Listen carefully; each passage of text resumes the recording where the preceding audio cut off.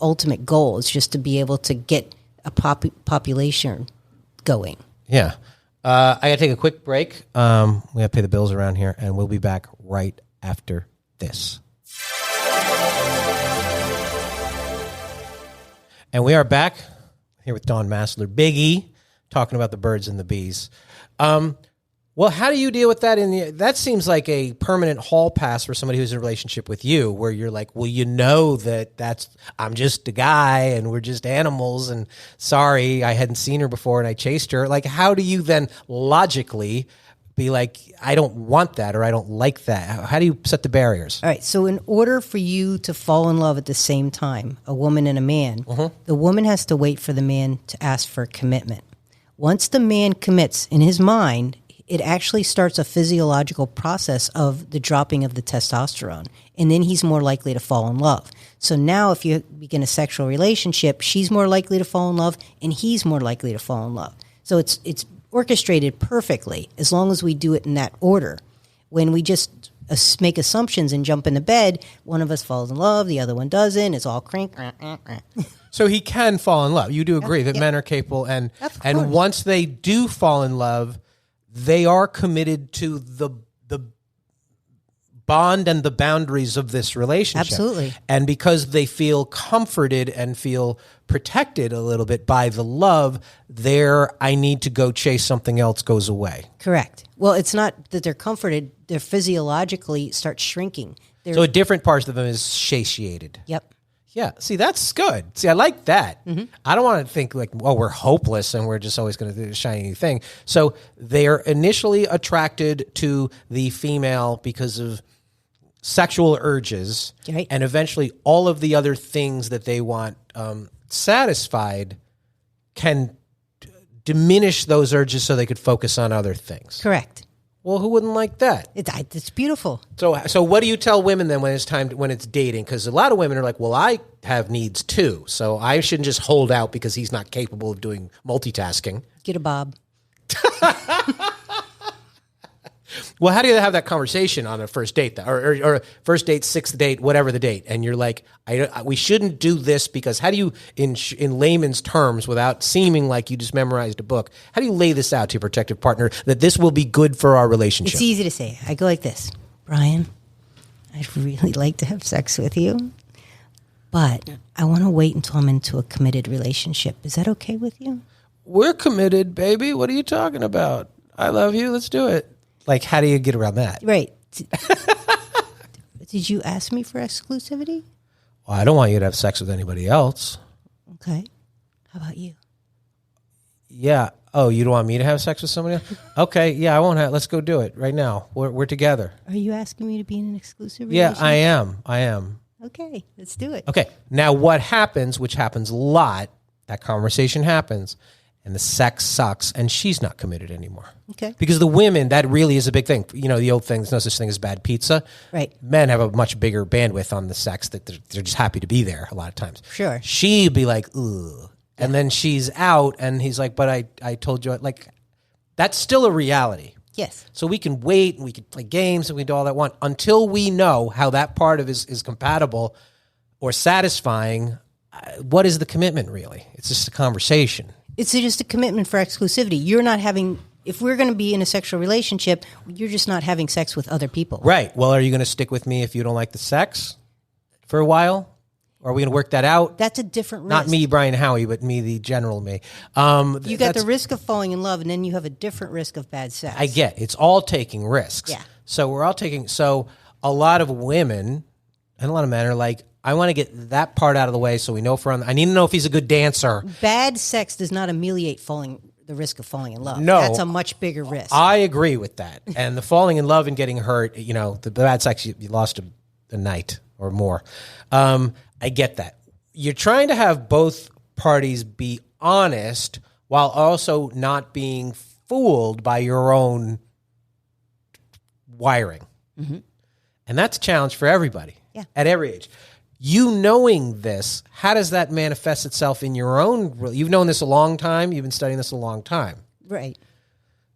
Are you constantly evaluating? It's sort of like when therapists go to therapy. They're like, well, I know why he's asking me that question. Are you constantly like, he's doing this because of this, but I need to guide him over here. So we're like, how do you do that? You successfully did it because you just got married. Right. But to be honest, one of the reasons why I studied love was because I was not very good at it. My first book was The Broken Picker Fixer, because I was attracted to the bad boy type, and I had bad relationships. Right. And then I got into the relationship I'm in now.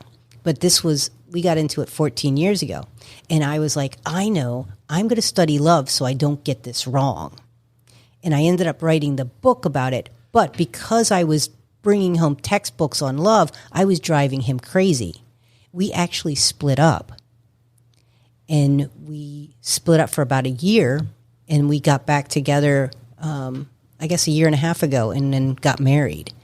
But I laid off the science stuff. He didn't want to hear about that anymore. Well, I know, because although it is hugely valuable, and knowing this stuff, really, the best way to understand your emotions and your reaction is to understand why they're happening and to know that they're not so unusual. Okay. Knowing you're not the only one that feels this way is the key to a lot of things, especially in the great love debate world. A lot of people are like, oh my God, I thought I was the only one who did that or thought that or whatever. The bad boy thing, let me get into that for a second, because you brought that up. Why do the girls like the bad boys? And they don't seem to care. They're like, yeah, I know I do, but at least it's more exciting. What is it? It's the same reason you guys like the crazy chick. We do it. The excitement, it's called, is that the correlation? Misappropriation of attraction. So there was a study back in the 70s. They did this bridge study. They put these people on a high wire bridge, and they put people on a low bridge. And then they had this experiment, and basically at the end they met somebody and they measured the attraction. So the attraction was much higher on the high bridge, because it was when we feel those feelings of fear, we misappropriate it and think it's attraction. Oh, so we're afraid she's going to burn the house down, but it's kind of hot.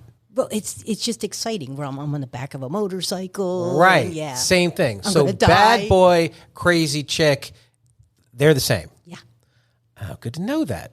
So I can't make fun of the bad boys, because most of my dating history, I've been attracted to the crazy chick too. Mm-hmm. How do we cure that? Is that the right word? Or how do we understand and get beyond that? Okay. So attraction has really nothing to do with love whatsoever. So attraction is just a physiological response. We get the heartbeat, the sweaty palms, all of that is really fear. We have to get to know someone to get to love. Mm-hmm. So we go through a stage where we're basically falling in love. That's where we're getting to learn. We're building up the neurotransmitters. Third stage is falling in love, and then fourth stage is long-term love. You don't have to. If you understand that attraction really has nothing to do with it, you can actually bypass the attraction. You might still be attracted to those crazy chicks, but you know now that's not a good relationship. And I'm going to look for a more solid relationship and bypass. But then it's essentially the same as kicking any other addiction. Your addiction to the high and the thrill of that, the bad boy, the crazy chick, all of it. But a lot of times we kick addiction because it hurts us more than we're feeling good about it after a while. Yes, I agree. I mean, there has to be a rock bottom, which I suppose I hit on the rock bottom. And sometimes the way to get out of that is to see the light, see that, you know what, this guy isn't a bad guy, and a good guy made me feel a certain way that I never could feel with the bad guy, and a sane chick, for lack of a better term, made me feel the way that I haven't felt that I got from the crazy chick. All right, so we look at this. What do you really want? We all usually want a good, wholesome, dependable, loving relationship. So that's that. Yes, over here. But then this crazy person walks by and we're like, ooh, that's exciting. But if we keep our eye on the prize of, we know that person can't be that person. You know, the crazy one is never going to fit into that picture of us. So we have to use our brain to go, okay, maybe this is not really what I want. And oftentimes it takes some maturity. So a lot of girls are crazy at 20, 30, By 40, those crazy girls cannot get a date. They used to have dates all the time because men grew up and went, I'm not touching it. Right. Except maybe you. It sounds like you're still on the crazy chick. No, I'm out of the crazy chick. And it took the right chick to show me that I was even with the crazy chick. You know, I always thought I was with the crazy chick because I thought if we focused on how crazy she was, nobody would look at how crazy I was. And so it took like the right person to be like, you're okay here with me. I'm not crazy, and this is a better ride just being like this. Exactly. I like that. Now, how do we, knowing that the love part is a physiological response, or is there a way to accelerate that? Is there a way, like, I want to be in love, can I speed that up? Are there things we can do? You don't have to fall in love. You can go straight to long-term love, and that's why arranged marriages work. Because long-term love is really in the thinking part of the brain, so all you have to do is make the commitment. You don't even have to, like... So get rid of the fall part. Yeah, you can get rid of the whole, like, attraction, the falling in love, and all that stuff. You can go straight... If, you know, mom comes over from the old country with a woman and says you're married to her, and you go, okay, I'm doing this, and you make that commitment, you go straight to long-term Yeah, love. a lot of those, you know, we've had some of those who came from families like that on this podcast, and they're like taking away the, am I missing out, or am I doing it wrong, am I doing the wrong thing, and just having a lot of those decisions made for me. It does make the relationship actually, then you're focused on, we're in this pool together, and we have to figure out how to make this work. And a lot of the things that break up, you know, fixed up couples like that, they tend to work through because they understand that we are in this together, and we are here, and we need to figure out how to make it, you know, richer, poor, sickness and health, and we're going to make that work. A lot of us now in relationships, it's not just the quick fix swipe culture going in. It's also once you're already in the relationship, people are looking to pull the parachute too quick. People are looking to, I don't want to do the work. I'll just find somebody else. And that makes us not necessarily get as committed we should on the way in, and we're not as committed once we get there, you know? Right. The falling, go back again for a second, the falling in love. The fall means what physiologically? Well, there's deactivations of part of your brain. Your serotonin level drops to someone with OCD, and that's one of the reasons why when you break it off and you're in love and they're not, it hurts so bad because it's also the level of depression. Your serotonin level's down so low. So the deactivation of the brain includes the ventral medial prefrontal cortex. That's the part of the brain that judges the other person. And then also, particularly important for women, is the amygdala, which is the anxiety part of the brain that rings the alarm bell. That goes silent. So he can do anything. You know, he shows up with a ski mask on and a bloody axe, and you're like, oh, what are you doing? Yeah. You know, chopping redwood? I don't get it. Yeah. I love them and they don't love me back the way I should. There's no fix for that, or there's no way to convince your brain that seems to hurt the most. So here's that.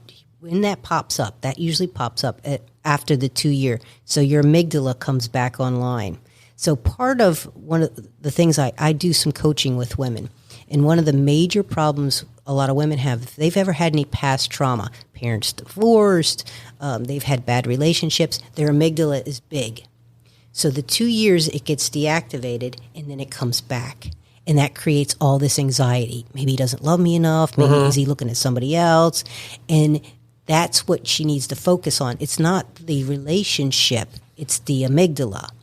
So that's where like the self-love comes in the beginning. It turns out that meditation actually shrinks the mass of the amygdala. So doing things that taking care of yourself in creating more peace and serenity will help you in the long term of a relationship. Will it help you fall in love? Yes. Or be a better partner? Does doing that sort of, what kind of work can we do? That's the work that I have a lot of pre-dating women do, is that work, because we need to get that amygdala down. Pre-dating women. Pre-dating. You're not ready. Don't do this. And the work is mostly just calming yourself. You're calming yourself. You're taking care of yourself. You need to be able to accept, receive good things. You're also deciding what you want. So I get in these coaching positions with these women. I had one, she's like, I met this guy, he's really great, I really love him, but I only one problem. Like, what's the problem? He's like, well, he's a yacht captain.